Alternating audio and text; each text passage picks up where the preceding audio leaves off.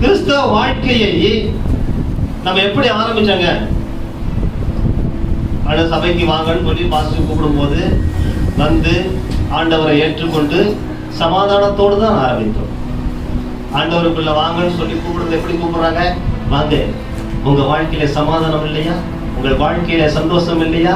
உங்கள் வாழ்க்கையில நிம்மதி இல்லையா? உங்களுக்கு பொருளாதார குறைவா இருக்கிறதா?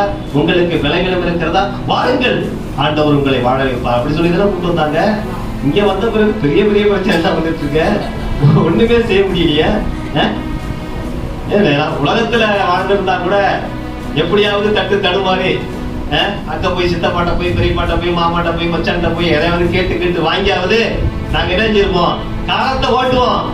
நாங்க சபைக்கு வந்ததுனால மாமா பாய்க்கிறாரு, சித்தப்பா பாய்க்கிறாரு, அண்ணன் பாய்க்கிறான், மச்சான் பாய்க்கிறான், அக்கா பாய்க்குது, என் வீட்டு வாசலே வராதுன்னு சொல்லுது. இப்ப எங்க போறது?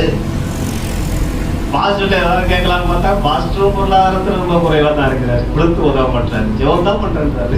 என்ன பண்றது? வாழ்க்கையில பல விதமான சூழ்நிலையில நம்ம எடுத்து வச்ச அடிய முன்னாடி வச்சு போவோமா பின்னாடி வச்சு போவோமான்ற ஒரு எண்ணத்துலதான் நின்றுட்டு.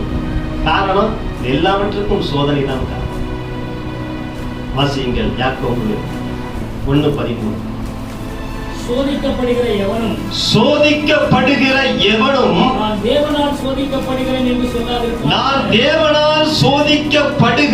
என்று சொல்லாதிருப்பானாக. தேவன் பொல்லாங்கினால் சோதிக்கப்படுகிறவர் அல்ல,